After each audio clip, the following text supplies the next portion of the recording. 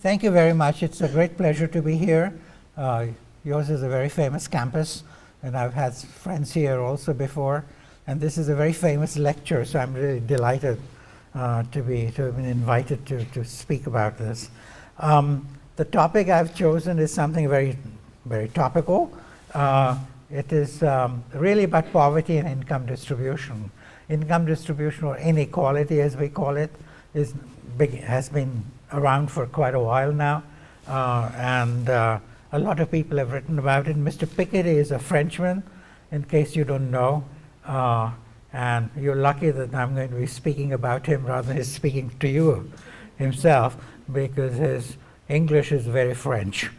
And I've often been put in the position of translating for audiences what the speaker has said. Like one famous instance was, since I was also advisor to the GATT, which is General Agreement on Tariffs and Trade, which is the international body looking after multilateral trade, and the Director General was from New Zealand, a man called Michael Moore, which is a frequently used name by all kinds of people. And he used to talk in very fast, walk, with shoes making a lot of noise, and then he had a very New Zealand accent. So often people would come and ask me, what did he say? Particularly the members of the press. And I would say, I can only tell you what I think he said, because that's the best one can do. But I think it's basically, Mr. Piketty is really the face of inequality, because his big fat book of about 800 pages talks about inequality. He's both measured it and then has a great deal of speculation about what is going to happen to inequality, which actually, from a strictly analytical point of view, requires a model to be able to predict what's going to happen. You look through all the 800 pages or such, it's very difficult to find anything, and it's very easy to construct models, particularly from the old days. Economists have been interested in what happens to income distribution, particularly in open economies, when you open up the colonies and so on and so forth. So when I was your age, we were forced to learn all that. So it's an old question, but as I read Piketty, I didn't really find anything which really gave me a handle on the analytical models with which you can predict, because you can always say this will happen or that will happen, and you don't want to learn that at a university. You want to learn, to build a solid analytical argument. And he probably has something in French, I have no idea, but certainly not. It's not in the book, and the book is largely preoccupied with what happens to income distribution in the sense of wealth and income, both, in terms of the top 1%. So now you'll recognize that as essentially the kind of focus that people brought after the Occupy movement. Some of you may have been part of it, unless you had better things to do, which I'm sure you do, in New York. And that's where they congregated. In London, there were Occupy movements and so on, but that was really focused on the rich, meaning the better off people. What I'm talking about is that when it comes to really talking about poverty, then we are shifting the focus away from focus on the rich to focus on the poor. Now, of course, those of you who are Democrats or following what's going on right now, the Democratic Party itself is kind of, often it says we're for the middle class. Sometimes they'll lapse into saying we're for the poor. It's not clear what in fact people really worry about in this country, because politically the middle class is the one, but middle class is in the middle. It's not the really poor, okay? So there is a little tension there about what we are talking about when it comes to poverty. In my opinion, poverty is really going right to the bottom, and therefore, while I recognize that I'm a Democrat, that we have to talk about the middle class in order to win elections, that doesn't excite me as much as really doing something for the really poor people at the bottom of the income distribution. But as I said, I'm not into politics, and I suppose if I was in the position of a Democratic contender, I would have to probably talk in the same way. So we have to be a little bit more indulgent. But anyway, so the focus then of one's discussion can be either worrying about the rich, which the Occupy movement was doing, like here are these filthy, stinking characters, almost implying that we should take them to Florida, put them above the sinkholes, let them go down, and then fire our 21-gun salute and celebrate the whole event. That's one approach, okay? It doesn't interest me from the way I put it, right? But then there is the approach where we worry about the people at the very bottom.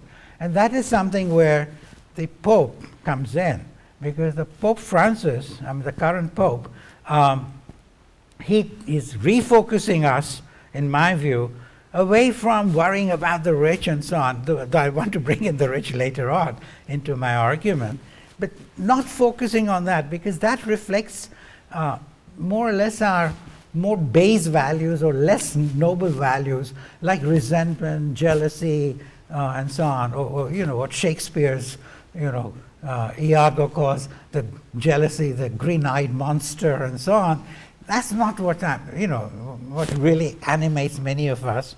We are worried about bringing poor people above the poverty line to give them a decent shot at life, and so on and so forth, right? And so that is what I like about the Pope. This is what, when I started out economics at your age, and I'm 80 years old, so I'm talking of about 60 years ago, okay? That time, I was coming from India and had gone to Cambridge, England to study. And I was interested in economics because basically economics was about change, how to bring about change. I was also interested in social anthropology, etc., but that was a very static thing, how everything fitted into everything else. So it was really justifying all the different institutions you could come up. I'm talking of social anthropology in those days. Today it's a more progressive discipline, which is for change. So I was interested in what to do about poverty, because coming from a country like India in those days, you saw poverty everywhere, right? You didn't have to measure it. It's just an economist's affectation that you have to measure something before you can actually do something about it. When you've so much of it, go and do something about it. Think of some bright ways in which you can actually affect it. And it's true, at some level, you do want to measure it to see if you're actually making a difference. But that's more of a boutique kind of thing. If you see poverty diminishing, you're most likely to be able to see it, even if you can't measure the extent to which you're doing it. So that was my interest, and English economics was very much into that, into really focusing on poverty. And coming from India also, the Indian leaders from the time of the Second World War and independence were into reducing poverty. That was continuously the refrain, and so we would take a poverty line and then look at how many people were below it, and see what we could do to bring more people up from below. So that was and that to me, putting my own moral values before you, was the same as the Pope, was really about bringing people into mainstream and bringing them into a decent life. Decent economic life. Of course, that doesn't guarantee you happiness and so on and so forth, but that's a different, it's not for this lecture, right? That's something in moral philosophy or or for you to determine on your own. So that is what the Pope was actually now. I was particularly excited because with all the focus on Occupy movement, on the rich, I thought we were forgetting what was the purpose of economic, development, which was to really help the poor. And so that, to me, so I applauded the Pope. Of course, I went to a Catholic school in Bombay, so I'm already brainwashed, maybe. We used to have our wits about us. I remember, I know this is a Catholic college, or at least in terms of its origin, if not its profession. And we used to look at somebody asked us, was the school a strict one? And I remember, one wit among us saying, oh yes, they even have got a guy nailed to the wall. So you have to be very careful what you say and do. And so this is something where, I have fond memories of the school. So I was going to suggest also that I'm going to bring that to bear on the issue. But I like the Pope, and in India, the Christians are such a small minority. The smaller the minority, the more it's loved, because it's less of a threat. And so even though right now a few people have thrown some stones at some churches and so on, which any crazy guy can do in a country of 1.3 billion people, basically it's a small, tiny minority which is much loved, and people go to church, even if they're not, because there's nothing like a substitute for Bach or Handel. There's wonderful church music and so on. So there's a great deal of secularism, respect to other views and so on, other religions which we have in the system. So it seems to me that when the Pope said something like this, it brought, the system back away from focusing on the rich to really empathy for the poor, even though it was not news to us. And a lot of people have done it for centuries in India also. I won't bore you with that. So for Indians, it was no sweat, okay? And it was really a matter of affirmation of something which we were trying to do ever since independence. And so I think that part I liked. The Pope, the other thing which I liked about the Pope also on poverty was that he himself moved out from the palace, or where all those funny guys with spears and probably stand, and went into the the more modest lodgings, or away from it. So he was practicing what he was preaching. Like, he was for the poor, and like a good Jesuit, he was also for the he was coherent, intellectually, morally coherent. And that part also was, when you look at public life today, that coherence is not that easy to come by. People will often have views which they express on public policy, and then they do exactly the opposite for their own children and so on and so forth, and for themselves. I should not sit in judgment, but it is something which I'm saying, by contrast, the Pope puts his own life where his mouth is, where he's preaching. And I could give you lots of examples, like politicians who are against vouchers and send their own children to public schools. Even someone I admire, like Al Gore, is heavily invested in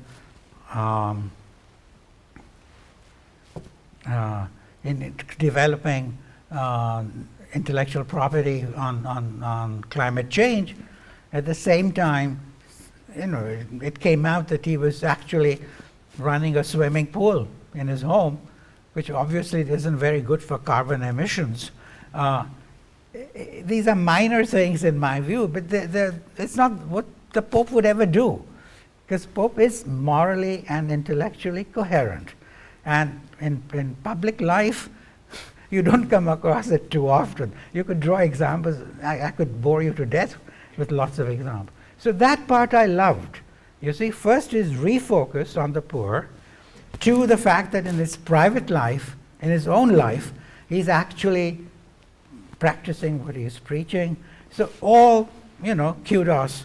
I could become a Catholic almost, and I'll come back to that a little bit later, about what this signifies.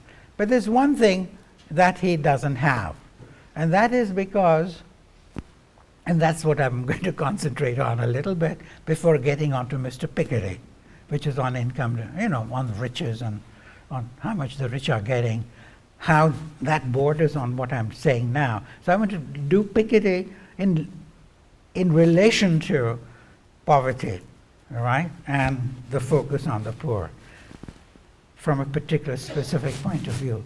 Does the fact that we have lots of rich people, does it help the poor people more, or does it hurt us from hurting them?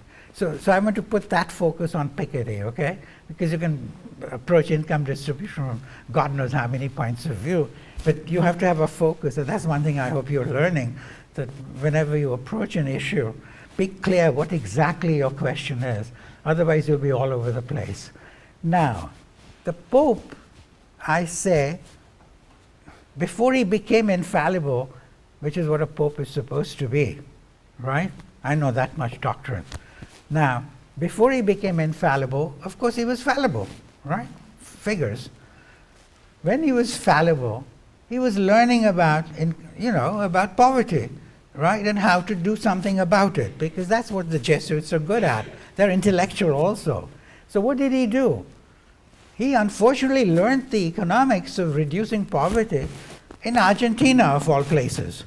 Now, if you're an Argentinian and you're into Peronistic, those of you who haven't seen Evita Perón's movie, go ahead and do it. And if you're earning a little research income, you can even charge it to as a deductible expense. Movies are deductible expenses if they bear on your research. So look at Evita Perón. It's a very good movie. It tells you about how Argentina was undermined. So I'm not talking about the current situation, because that would bring me into current politics, which Mrs. Kirshner and so on. I don't want to do that. But you go and look back at what Peronism achieved, which was to reduce Argentina from among the front ranks of the rich countries to really poor countries. And a lot of it was policies which actually the Pope is buying into. So the Pope first doesn't realize that we have done a lot on poverty, that the whole post-war history of trying to do something about poverty has led to enormous results. So first he's got to recognize that in fact we know something more than we used to, right in the 40s and 50s. And today we know more. And I'm going to tell you what do we know more, so you shouldn't have to take my word for it. So there's been a big impact, and we know something more about it. And third, Peronistic economics, which is what tends to get into the Vatican encyclicals and so on, and certainly into what the Pope says from time to time, though not with such passion, but he does say it. That is where we need to worry. First, he's got to recognize that what he believes in by way of economic policy is exactly the wrong thing to pursue, unless he wants to increase poverty rather than reduce it. I mean, if he wants to increase poverty, be an Argentinian, without doubt. If you want to reduce poverty, forget about all this and write a new encyclical. And so what I'm going to suggest is, since I went to a Catholic school, that maybe I and the Pope should collaborate on writing a new encyclical which takes into account all that we know about reducing poverty. That's only half a joke. But of course he might invite me, who knows. But if he did, I would be glad to do it. Okay, so now that is what I want to come to, okay? Which is that correct focus, moral coherence, all of that the Pope has, but the Pope is weak given his background and in fact, in my research, you might be amused to know that in my research I also found that he had been a bouncer in his youth. You know what a bouncer is, right? I hope you haven't encountered one.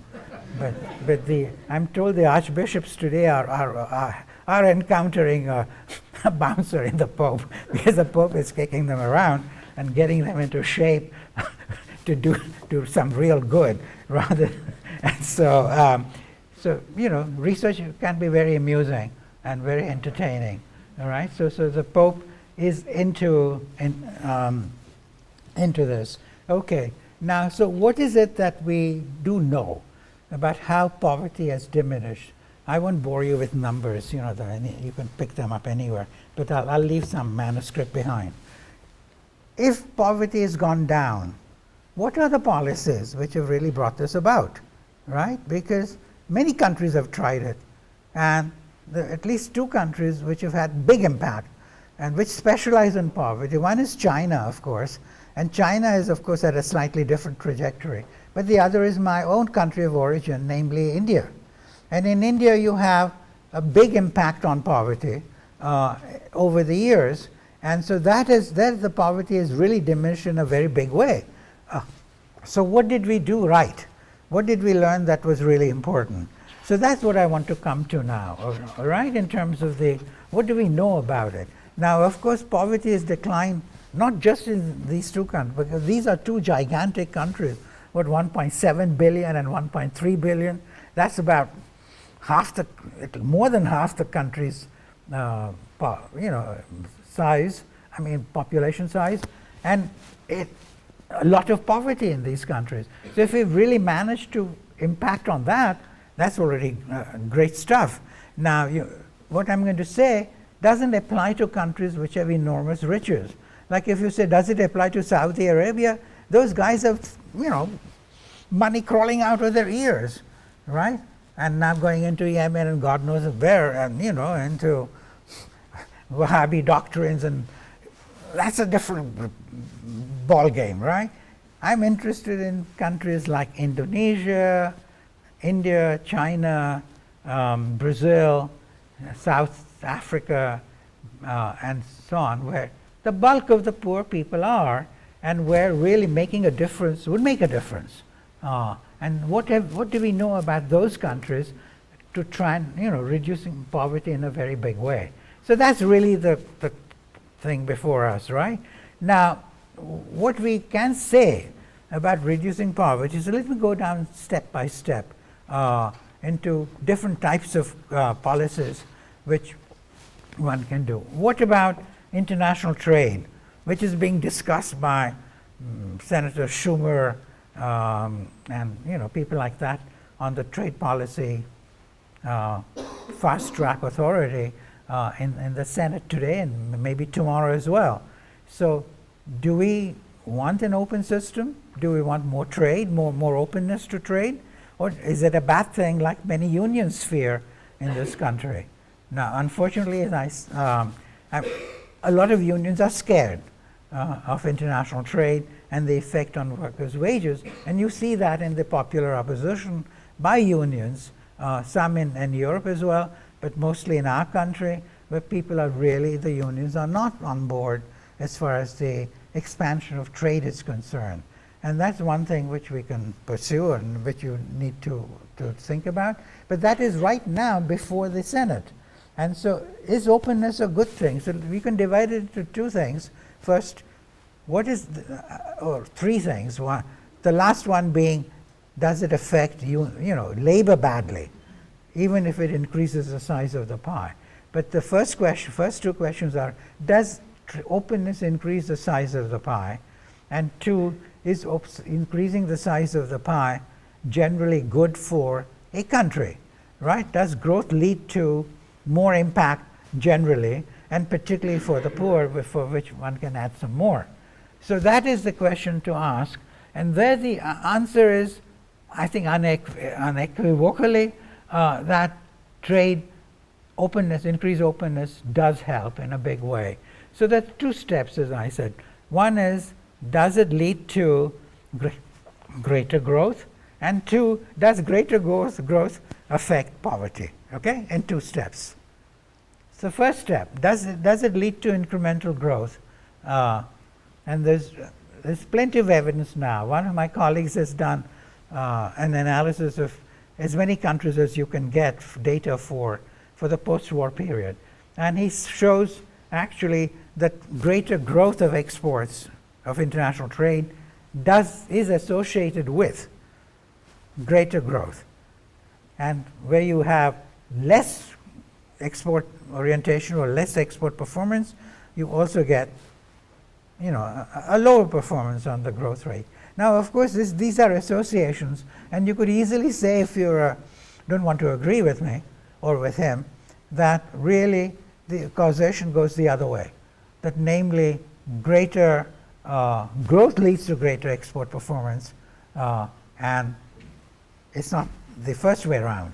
Now this is something what we call in economics an identification problem. And I'll explain it to you very simply by saying, think of a country, and you know, it's about a specific country, but I dare not mention it, but you'll be able to deduce it, I think, more or less. And it is about where the women are bad cooks and the men are bad lovers. And the question is, what is causing what? I mean, this is like, you know, I mean, this is identifying what is a relationship. Are the women punishing bad lovers, or are the men punishing bad cooks? So this is an ID problem. And the same thing applies to any identification problem, disentangling supply from demand and so on and so forth. What you have is a situation, but it's very hard to think of cases where growth leads to more trade rather than trade leads to more growth. So detailed studies also corroborate this particular thing. Now, if you take that into account, then we can say, at least on the first dimension, on the first argument, that trade does lead to greater growth. Now, how does greater growth help? And I have a whole book on that called Why Growth Matters, with public affairs, which those of you who are studying economics may want to take a look at. And the argument there is simply that if you have greater growth, it helps in two ways. One is greater growth means that for countries with large populations, lots of poverty and so on, by growing more rapidly and creating more jobs, you manage to pull people up. So it's not a trickle-down process, because trickle-down suggests, like, you know, you're a follower of Mrs. Thatcher or Ronald Reagan or something, or some conservative group, where you are, you know, the Earl of Nottingham eating at a table leg of lamb and venison, and then somehow something trickles down to the serfs and the dogs below in the lithograph. Now that is a kind of, you know, it's a terrible image to have. But that's not what when we were looking at growth, we wanted to talk about. We wanted to talk about basically how, by creating more jobs, you would pull, and you know, that may require a whole lot of radical measures in order to accelerate the growth process. Doesn't have, you know, libertarian approach is not necessarily compatible with that. And when you do that, you pull people up into gainful employment. So the one phrase which I've used, which is now commonly used, is that instead of calling it the trickle-down strategy, you call it the pull-up strategy. You're pulling up people above the poverty line by creating jobs and, you know, giving them opportunities. And this also works for social issues, which we were talking about, the chair was talking about. Namely, say you pass a law, put it on the books in New Delhi, which is our capital in India, saying, women can get a divorce from unpleasant husbands, okay? That's just something on the books. But for that law to take effect, you also need the ability of the woman to be able to get away and earn a living by herself, which usually is not possible if her in-laws refuse to help her on that, and as they will, and if her parents won't take her back. So but those things really matter. But as soon as she can do her own thing, that law will acquire teeth. So law is not enough. You have to have, growth is a facilitator of social change as well. And so I can give you lots of examples of that, but I won't bore you with that. They're in several of my books. The second thing, of course, is that when you have growth, what happens to your revenues? At any given tax rate, you earn more money, right? You collect more money. So what do you do with that money, right? And that's a very important thing to think about, because when you take that money, or when you get that in the treasury or the finance ministries, then that is available for social spending on the poor, on the marginalized groups and so on. But this is only a necessary condition. It's not a sufficient condition, because people in Delhi might still spend it on opening up Swiss bank accounts, or in Miami or in New York or whatever. So we need an additional argument and there I say it is the fact that India was a democracy which made a lot of difference.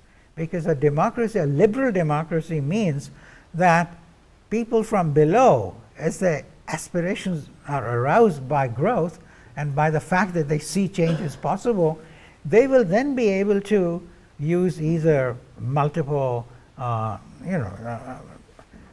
agencies like like unions. You will also be able to use an independent press. You'll be able to use the fact that there are different political parties, the fact that you've got NGOs, all of these elements of what we call a liberal democracy. Those of you studying political science will know what I mean. Those can then be used to translate economic aspirations aroused by the growth process into politically effective demand. So you see actually that a country like India, which is a liberal democracy, people turn to using the increasing revenues for doing social spending. Whereas you take the countries of Southeast Asia, Hong Kong, Singapore, Taiwan, etc. These were authoritarian countries. So there was a whole issue of the economists, London economists, which showed that these countries were lagging behind. And they were only finally turning to what they call the welfare state, which means spending money on education, on healthcare, etc. So that is where the democratic framework comes in translating a necessary into a sufficient condition. Supposing you try and do that and go to China, and I'm just going to take one tiny part of the Chinese situation. You want to go and change the system, right? And you want to have more spending on schools and healthcare and so on. So what option do you have? You can't elect new government. You don't have an independent press, really. So what do? You go into the streets, bang pots and pans, right? Which is called social disruption in the literature. So what happens to you when you do that? Very likely you will be never heard from again. You will wind up in Outer Mongolia or somewhere. And so this free press also is important, right? So basically what I want to emphasize is that politics is at the heart of translating increased revenues into effective social spending. You cannot do it without that. And so I'm a great believer in democracy in that way. So this is a sort of the mix that you have in terms of openness to trade and the result on growth, and how growth therefore affects the outcome in terms of being able to say that poverty will be reduced, because all of these mechanisms reduce poverty, first directly by pull-up process, and secondly by enabling you to give it another blow on poverty, because the revenues can be spent on social spending. If you just say, I want social spending, what does it mean? Nothing, right? Where are we going to get the monies from? God is asleep up there. He's not interested in sending you manna from heaven. Uncle Sam also is very busy financing wars and so on in the rest of the world. They don't have money to spend on social spending elsewhere. I mean, a little may come through, but that's not so there's nobody except yourself. So you have to grow your resources and then spend it. And that gives you a second blow. So there are two effects of growth on poverty. And growth being brought about by things like opening to trade. Same thing applies to direct foreign investment. There's a lot of research now on how direct foreign investment, meaning what you young people call multinationals, and what sometimes are called transnationals, because that's just transgression, Freudian style, which is a negative way of thinking about it. If you say multinationals, it sounds cosmopolitan, and so on. So words do matter, as George Orwell pointed out to us. So take your pick. But either way, today people do not really think that direct foreign investment is a bad thing. The world is competing to get more and more resources for foreign investment. the people who oppose it are still stuck in an old mode. But what we do need to do is to make sure that the rights of multinationals are not the only thing we look at. We also look at the rights of the host countries, and that is something which the OECD code didn't have. And we also look at the obligations of the multinationals, which is where the corporate social responsibility comes in. That you have an obligation to do something good other than just creating jobs. Because Milton Friedman, etc., would say, oh, but we are doing enough because we are creating jobs. So we don't need to do anything more. But people don't buy into that today. Corporations are, as the Supreme Court said, they're people. As people, they have obligations, and that obligation consists of doing some CSR and so on. So we can put that into this framework, but with these appropriate qualifications about how to design the institutional structure to make this sort of thing possible. So I think this is the main lesson that we have. One more thing, and this is something that's coming up again in relation to the transatlantic initiative in particular, because we, Americans, have a very different attitude to risk. I'm an American since 91, okay? Americans do look like me, I'm afraid, sometimes. Foreigners usually don't understand that. They find it, a polyglot or something. But since 91, as I said, Americans, we Americans have actually gone into essentially this kind of approach, namely that we want to be able to essentially bring about change through sorry, I thought you were signaling something to me. On poverty reduction, by undertaking a variety of measures like, including, say, immigration. Immigration is something, again, coming up, and immigration is something which enables us to disseminate, in effect, benefits from our growth process to people coming in from outside. So an openness also transmits this to foreigners. When it comes to skilled migration, like people like us, there's again a big debate in the country. But on the other hand, this is something, again, which is mutually beneficial. So again, we have a relatively open system compared to many other countries. And in fact, there's competition for skilled people today. And so that's another thing where we are opening up the system. Unskilled immigration, we are more open to doing something internationally for people than most other countries. The reason being, of course, that we are a country of immigrants. And people will take from international trade, from migration, from patent rights and so on, all from a variety of mechanisms by which you may integrate yourself into the world economy, and they move away. I mean, they can use any variety of combination of these policies. So I think this is basically what we need to do is to look into a variety of ways in which we are able to spread or reduce poverty, and the specific mix will depend on the country in question. Like you take Jamaica, for instance. Why is it benefiting from globalization? It isn't getting much foreign investment, okay? But it is next to us. So you see a variety of people like Orlando Patterson at Harvard. You see General Powell, all sorts of people coming in and benefiting from the proximity to us, all right?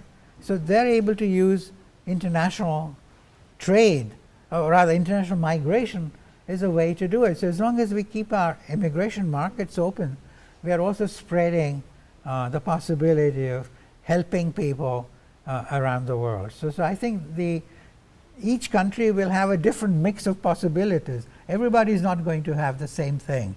Some countries may simply be too small to be able to benefit from international trade coming in and so on. So I think the last one is, as I said, which I wanted to talk about, was this whole question of risk taking, which I could spend 5 minutes more on. And international trade, or rather risk taking, Americans are into taking risk. I mean, they don't play chess, they play drafts.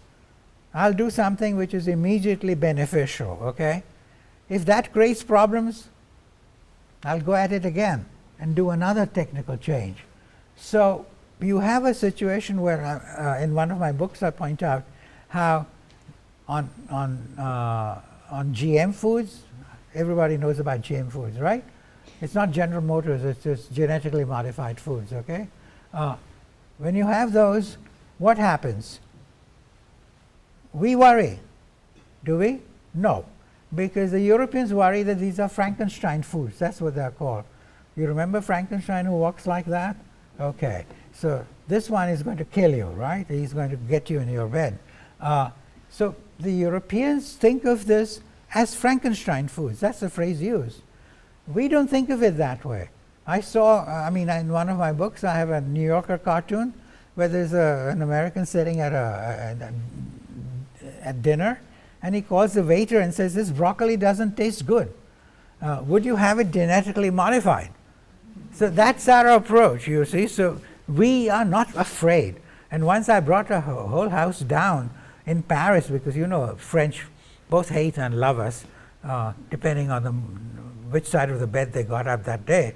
And once I said, with silicon transplants and Viagra sweeping the US landscape, I said America was in danger of becoming a nation of artificially aroused men chasing artificially endowed women. And I couldn't go on after that because the whole audience just kept clapping. They'd never heard such a joke against Americans. And all I was saying was that we were using technology all the time, and we were not worried about it the way the Europeans are. And so I think this is something where when you look at the transatlantic initiative right now, you're going to run into that problem, because they're still in that mode. We are not. And while some groups are rising over there, which are also worried about Frankenstein foods, this is something that is really going to bedevil the discussion of any progress on transatlantic initiative. And two, it is something which is, in my opinion, since I don't believe there's any scientific evidence to be worried about GM foods, no one has ever produced anything convincing, that we also are preventing technological change, which is what the seeds represent, from taking place in the developing countries. Because this is the source of technical change, just like the earlier green revolution of Dr. Borlaug was. And today this is something which would happen. So if we don't implement change, then you're bound to affect the fortunes of the poor in the developing countries. So this is a controversial thing, and some of you might want to lynch me afterwards, but I'll be gone by that time. And this is where I think, as I've put it somewhere, we are going in for or worrying about a potential Frankenstein who doesn't really exist, in my judgment, scientifically, and actually buying into the Grim Reaper. Because if you don't have technological change in the poor areas, where will you get the productivity change and the growth and the effect on the poor? And so I've said, so this is what, when I put it that way, people really get mad at me, but this is really the choice before us. And in my opinion, I would include a more positive reaction to science, right? Working with it to ameliorate the poor, rather than succumbing to fears which are not testified to, which are not justified. Someday they may be justified, but that doesn't mean you don't do it now, or that you succumb to it now. So these are the kinds of issues which you would come up with. Now on Piketty, and I'll just say a few words. What Piketty is saying is that the rich are getting quite rich. So what you have there, what you have in terms of the rich is more and more concentration of income, and also of wealth in particular. So both of these are contested. I mean, there's one of my colleagues has just written in the Journal of Economic Perspectives saying that the wealth data are not as good, and we shouldn't buy into it. But let's buy into it, right? Just for argument's sake, that we really see this rich people multiplying, and then getting a larger share, and the rest, therefore, all the rest get less, right? Including the poor. Maybe we are squeezing the middle class more. It's hard to tell in that degree of detail, but that is the main thing. So now the way to look at it in terms of what we do about the poor, which is our objective function, right? We are with the Pope on that. So we keep to that. And we say, now here is Piketty's observation that there's a lot of riches increasing at the top. Okay? So what does that present for us by way of a policy solution? And that's where political economy comes in. Because if you say, here is this huge pot of gold, I can expropriate it. I can really catch hold of it, get all that money or part of the money, and then use that to help the poor. So that's the way to link up Mr. Piketty with the Pope, right? Because the Pope's focus is what I buy into, and I think what we ought to buy into. And this is where Piketty is showing that the people are getting richer and richer. Here is the pot of gold is increasing in size. If I could only grab it. It's like a child saying, look, if I could only go and find it, right? I mean, here's a larger bunch of marbles and I'm happy, and so on and so forth. The problem is that as soon as you try and do that in democratic systems, you run into problems. And his idea of a 75% tax was adopted at first by Monsieur Hollande, a socialist leader of France, which led to immediate objections and so on and so forth from within the system. And then what happened was Monsieur Hollande gave it up. Now you've got to address an inquiry to Monsieur Hollande to say, why didn't he have the guts to stay on with it? But he didn't. So he gave it up. And the other day there was a debate at the French consulate between Mr. Piketty and Acemoglu of MIT, who's a well-known development economist. There was no way you could follow Piketty at all in the way he was talking. But basically, he was the most interesting thing was he had turned down the French Legion of Honor, which is a big refusal. It's like telling Mr. Obama you don't want the National Medal of Science or whatever that he hands out annually. So the French ambassador was sitting next to me, and I said, why aren't you sitting next to Piketty? He said, he's insulted France because he turned down this honor. Now, that's another level at which problems can arise, right? Because your society may disapprove of the way you try to do. But the point is, Mr. Hollande could not pursue the agenda of having a very high tax rate because people would not pay. And those of you who follow French cinema, I'm sorry to refer to another cinema, but how many of you have seen Gérard Depardieu? Gosh, you don't see movies. Yeah, and so he was attacked by for saying that he was going to go across to Belgium or something. He's done more for French cinema than anyone knows, and there was a beautiful New Yorker article on that. I mean, he's a fantastic guy, and Catherine Deneuve, etc., all jumped to his defense, but he was hounded, saying he was abandoning France, another traitor, good riddance to bad rubbish, all sorts of things and so on. So he went bananas. And then he wound up with Putin accepting, I think he accepted Russian nationality of all things. So these are the kinds of things you run into. All I'm saying is it's all very well to say, here is a pot of gold, I can use that, and finally give it to the poor. Well, it's more easily said than done. And this is why I laid a lot of emphasis, if you remember, on how at any given tax rate you can just generate more revenue. You don't have to go and tax people in addition. And in the book on why growth matters, I even have you will be surprised, there's a Beatles song which is about the taxman cometh, and you should read that. It's a Republican song basically, because they were being also forced to pay huge sums of money to the British Exchequer. So they wrote a song, and after all, it's a Beatles song. How can you not sing it, right? And so the problem is saying here is this money, but I can really get it, is more easily said than done in democratic societies. So that's one thing. And the other thing, of course, is when you try and spend it on the poor, you have another set of political economy problems. Like if you try and give it through state schemes or state schools and so on, then you run into the problem, basically, that for every dollar that you're spending, 90 cents are going to go off to some intermediary politician. And whether you call it corruption or otherwise, this is a fact of life. And so how do you optimally manage it? So these are the problems that the Pope also has to work with. I mean, all of us have to work with.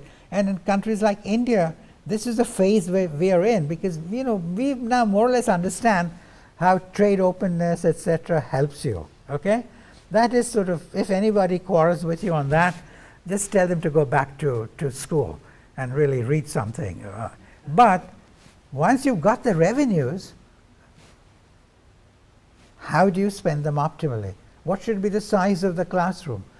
How do you get teachers to come and work? How do you get women to attend? Like I was with the chief minister of my home state, who is a school teacher, and she was telling me how to get girls to attend was extremely difficult, because as soon as they started menstruating, they just wouldn't go to school.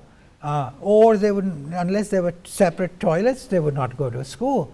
So these are all cultural DNA problems which people are quite aware of, and those are the things which we are working on now. So we are in a new phase in terms of how to do that second blow against poverty, which is how to use resources, how to gather them, how to use them in a way which maximizes our payoff.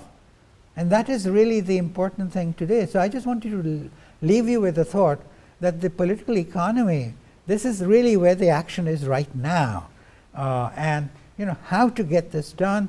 And these are not problems like lowering the trade barrier or something, which are political economy problems like lobbies against it and so on and so forth. These are social engineering problems. And we always call them social engineering. But it needs a lot of thinking, experimentation, and so on.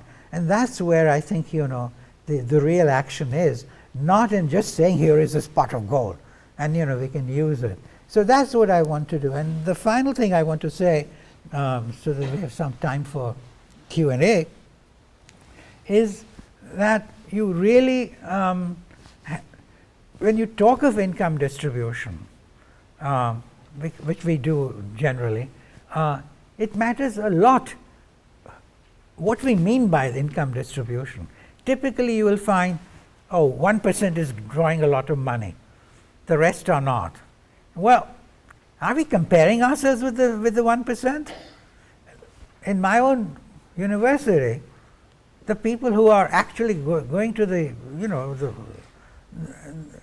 Occupy movement, people, I won't name them, but you'll immediately know for sure, they are ones getting the largest incomes on campus and getting a lot of consulting income. Our own president, I hope I'm not big. In fact, I hope he's hearing me. He earns a salary of $2 million, and he's a liberal. Should we put up with that? I don't think so.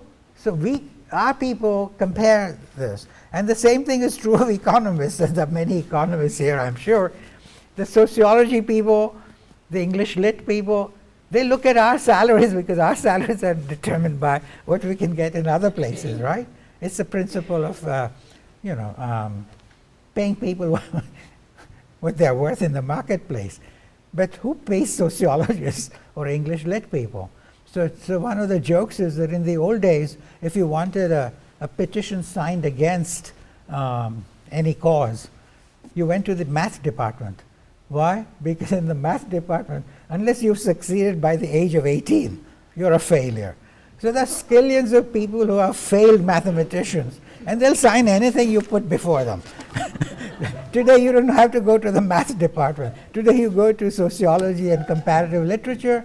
And they will sign anything because they're mad as hell at us economists because we are getting too much money and so on. So they're more egalitarian on that. I'm only half joking actually, but the point is you really the main point I'm making is that you refer yourself to the milieu in which you're working. I don't care what Soros is earning or Rubin and so on and so forth, because it doesn't affect me really in any way. It is just something which people like Piketty make up.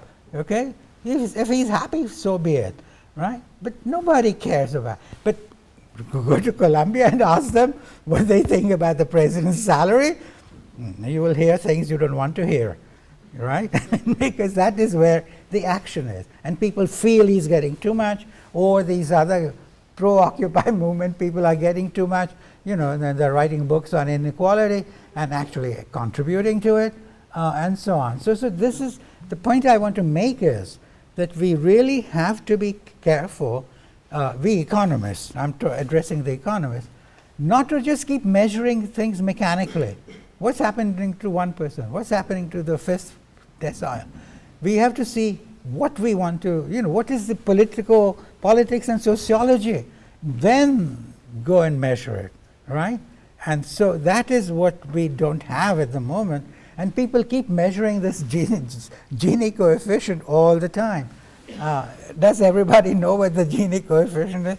This is the ideal distribution of income is where the household at the bottom get an equal amount of income along the diagonal. So it's and the actual distribution is the curved line, okay? So it's the distance between the two. That is really what we are talking about as the Gini coefficient. But if you just think even one moment about it, any number of income distributions are compatible with the same area between, I could draw, I had another one which is not coming out, but if you look up my gross book, you'll find a whole appendix on it. So what do we do with it? But people keep saying, your Gini coefficient is better than mine. And it makes no sense, because you have to look at the entire distribution, right? And in one case there might be lots of poor people getting it, another case a lot of rich people might be getting it, and the area might be the same. So the Gini coefficient is very misleading, and then the distribution might have changed for the better from our perspective. It won't be captured necessarily by the Gini coefficient. So in one of the so I say somewhere that we would need to put the Gini coefficient back into the bottle. Just don't talk just look at the entire distribution, see what's going on. Aggregating it into one number is frequently a mistake. It's losing very valuable information, in my opinion. And in any case, this must be done for Columbia, for Villanova, etc., if you want, not just the country as a whole, which is meaningless. Where in a country of, say, India's size, who is looking at the entire income distribution at all? Nobody is, except the progressives or radicals or whatever, because they have nothing else to do. Because no policy comes from this, in my opinion. And so I think this is one thing I would just urge economists among you to realize: before you start measuring something, think about the politics and the sociology of it. Then come up with a suitable measure. Otherwise, you're going to just be doing mechanistic arguments. So I think that is where I would like to end, that we are now at the income distribution point where inequality is still being talked about. But I think we need policy options increasingly on how to actually get a better outcome for the poor, and how we can use the increasing wealth at the top to be able to assist this particular task. There's nothing obvious that you can say, because each country will have its own political economy. And what you can do in France would be very different from what you can do in the United States. and so on. So I think that relevance to the context in which you're doing your policy is the main message. And Piketty sort of slightly misses the point actually in that sense, because he's just focusing on the rich, period. And I think this is something which is sort of selling it short. And I think we need to worry about what to do with this. And another thing, of course, is the last point is that you have to have a model of what is being generated. I take money from you, you are the 1%. So what's going to happen to the economy? I mean, whatever generated your 1%, right, your income, when I take something away from you, the model still continues in place. So you have to have a model to say, what happens if you deprived of that one, of that income? Will you still earn some more income? And two, you've got to also worry about who isn't part of the 1%.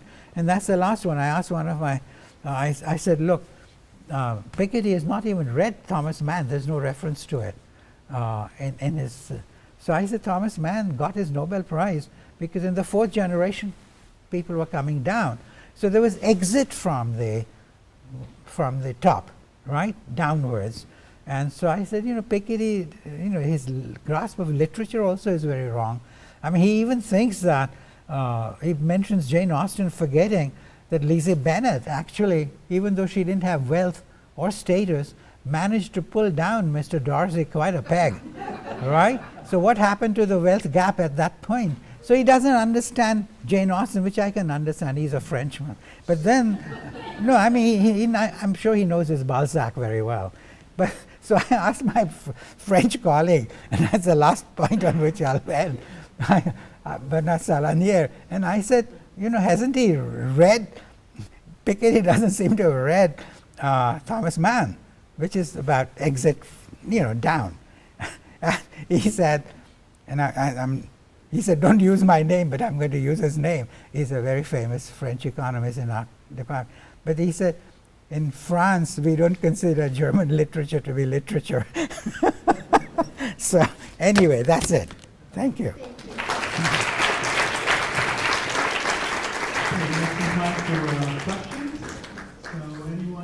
I'm sorry I talked a little too long.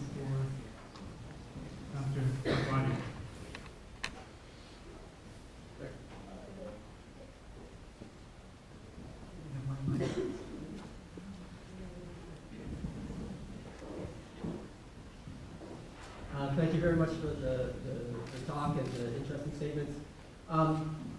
This probably is going to ask you just to elaborate a little bit, but one of Piketty's concerns seems to be the very long run, right? Thinking, of course, across a couple of centuries, and what will happen in terms of political stability if trends of inequality continue. And while you dismiss some of his concerns about, well, we shouldn't worry about what the top 1% has, what does it matter to us? It seems it could be different if you think about that process continuing for several centuries. I was wondering what your thoughts were on that. Yeah, you see, to be able to say that something is going to happen, say 50 years from now, or even 30 years from now, you have to have an explicit model. Now, he's a mathematical economist by training. There's no reason why he shouldn't be able to do that. But he's not, it's not in the book, and it's not anywhere, and a lot of people have taken up this point. If you really want to see what happens to income distribution, I mean, a good reference point is Paul Samuelson, who actually looked at the issue about the approach of the stationary state, and what would happen to profits in the station. Because you remember Marx had raised both questions, the falling rate of profit and also immiseration of the proletariat. These are two separate issues. And I don't think he won on immiseration of the proletariat in terms of, because the proletariat invested in human capital and got away with it to some extent. But on the what happens to the profit rate, there is quite a literature now, and I was a bit surprised that he just assumed or asserted, Piketty, that in the long run, whatever, however you define it, somehow this accumulation would continue. And the fact that, I mean, he should really consider, I mean, even if the accumulation proceeds, in terms of the 1%. If that's a changing composition, it carries far less impact, right? Like if you get in and I get kicked out of it, I'll just have a good time, right? Not worrying about wealth, because having wealth is also a big problem. Like how many of you have read John Galsworthy, A Man of Property? You're a happy man as long as you don't have any property. Try and get some property and God help you. Your consumption of Xanax and all sorts of stuff will go up like hell. I mean, that's the famous play of John Galsworthy. But that gets you into the happiness corner and so on. But those are issues that he does not really discuss, in my opinion. So I think I'm not convinced. I mean, I still have to think more about it because there are 3 or 4 papers which have raised this question also as to what exactly is the model. And as I said, even without the model, I can't even say what happens if I take away his income from within the 1%, because you have to have a model which generates that wealth, right, or that income. And if I don't know what generates it, I mean, how do I know what happens even in the short run? So I think these are part of the analytical problems that the book raises. And so I think that's what worries me, that we don't really know what would happen, and most people just go at it in terms of whether you can do it or you cannot do it. And that's a political economy question. And there I think the answer at the moment seems to be not so sanguine. I mean, even if I wanted to do something about the 1%, which I'm not sure about. As I said, I wouldn't want to waste my energy on that. The only other problem, of course, is the political economy problem, which is a different one. That the rich may prevent us from doing things for the poor in terms of policies like minimum wages and so on, or and I think that's another separate way to get at the problem, the political economy problem.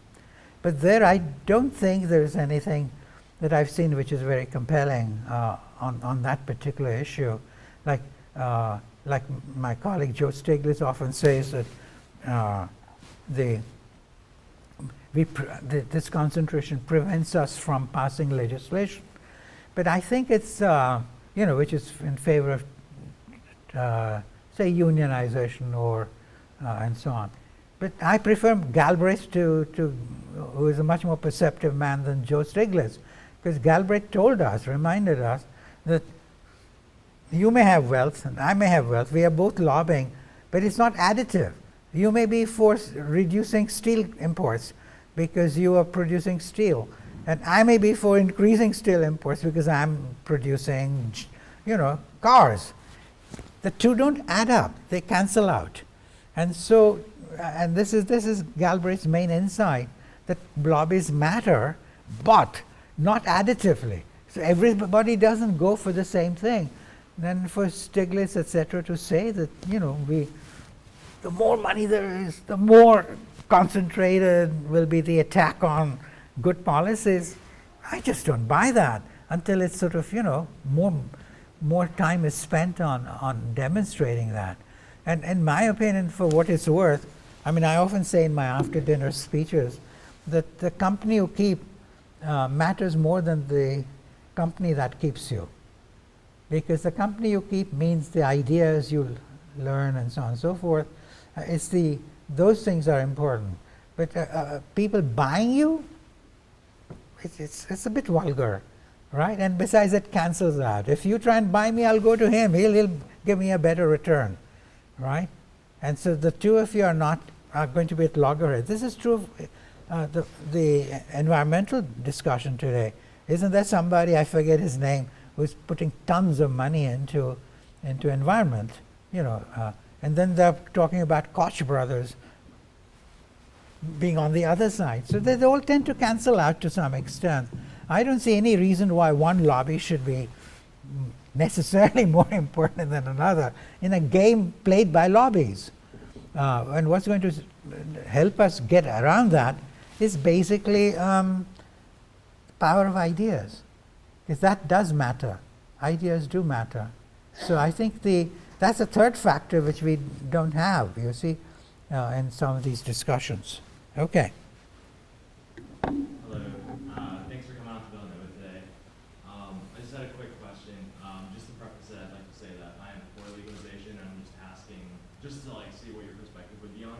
But you talked a lot about legalization of what? legalization of marijuana. Oh, marijuana. Oh, So you talked a lot about social engineering along with, Yeah. I guess, motivation. I heard you say motivation a lot as like the forefront of, like pulling yourself by your own bootstraps and like working for Sure. kind of your full bill kind of. And so like, my question to you would be, there have been studies that show that, I guess, like, well, with a lot of marijuana usage, there could be like a decrease in motivation and such. So do you believe if there's any at all, an impact will come from like full-blown legalization in America? oh God. I'm just curious Quick, what your quick answer, yes. I can't lose on that. Just yes, yeah? I mean, I don't know. It depends on, what it's used for and so on, and how far it spreads, so how effective it would be. I'm 80 years old, so maybe I should be in favor of medical marijuana. Then I can continue lobbying you in favor of good views. But I think right now it's a bit early to tell which way it will go. I think, it'll be fought out in the marketplace for ideas also. But I see it moving. There are lots of issues on which the country's moved. Gay rights and, women's rights in the military, all sorts of things. We have moved. And one of the things, maybe they say first generation immigrants like myself see the great things about America. Our children make up for that by becoming regular second generation Americans. They see all the bad points about America. But the first generation immigrants are a bit rosy-eyed. We have voted with our feet. And so it seems to me that while there are lots of problems in America, but they're also often as a result of our generosity. I mean, how many illegal immigrants until this week or this year have other countries accepted? We bark a lot, we complain a lot, but we are very kind-hearted people, in my view. And so and when it comes to jobs, everywhere you find people worrying about it during times of, unemployment and so on. But on the whole, we are more generous, in my opinion, and so on. And the kind of debate we are having on legalization of illegal immigrants, you're not going to. I don't see that. I follow the whole thing in other countries. So we do have the capacity to change fairly rapidly once we get going. Some things didn't change for years and decades and so on. But I think I'm astonished because I came here in 1968 and I've seen things happen which really I couldn't have imagined, happening. So I'm optimistic. And on medical marijuana, I think you will again see already things have moved very fast. And I think it's going to be a zigzag as always. You move forward, then you move a little bit backwards as you discover problems, then you move forward again. So I'm not for just moving straight ahead, because these are complex social engineering problems. And you have to be course correcting all the time. This is why in a country like India, when the government moves slowly, I'm more sympathetic because I would like to see them move in the right direction. But I can't double guess their politics, because they're going to have to make sure that they clear the political minefields and get us moving in the right direction. And the maximum speed is not the optimal speed. And so some people think the faster you go, the better. But that suggests that you're a dictator and can do whatever you want. But that's not how things work out. So it's a long answer to a short question. But I think, I would be optimistic about this country on virtually every dimension. And I think even on how to handle, like the Europeans are doing right now, how to handle refugee flows. We've done much more on that also. And now the Europeans are just catching up. After all, the world is catching up with them. They're getting the kinds of flows, refugee flows. And I think we ought to play a major role in advising them on how to handle it. I mean, like some of us have discussed over the years how some countries are able to take in more people, but then they're not able to finance the flow. So maybe combination of contributions of space and of ability to accommodate, along with money from, to do it would be the good thing. Like when Bangladesh was created, 10 million refugees came across the border to India, and India was practically busted. I mean, we took them in, but then that's the time when we could, so we were willing to give the space, right? Same thing for Dalai Lama in Tibet and so on. But it does cost a lot of money, which is what the Italians are complaining about now. So we need to have a policy where everybody can do what they can and to pull it together and so on. So I wrote about it about 10 years ago, but it's not immigration problem, it's a refugee problem. And I think we need to worry about things like that. But this country, of all countries, I think is willing to push ahead, push the frontier on a variety of things, in my opinion. So I'm optimistic. One more? Anyone else? Okay? Good. Thank you very much.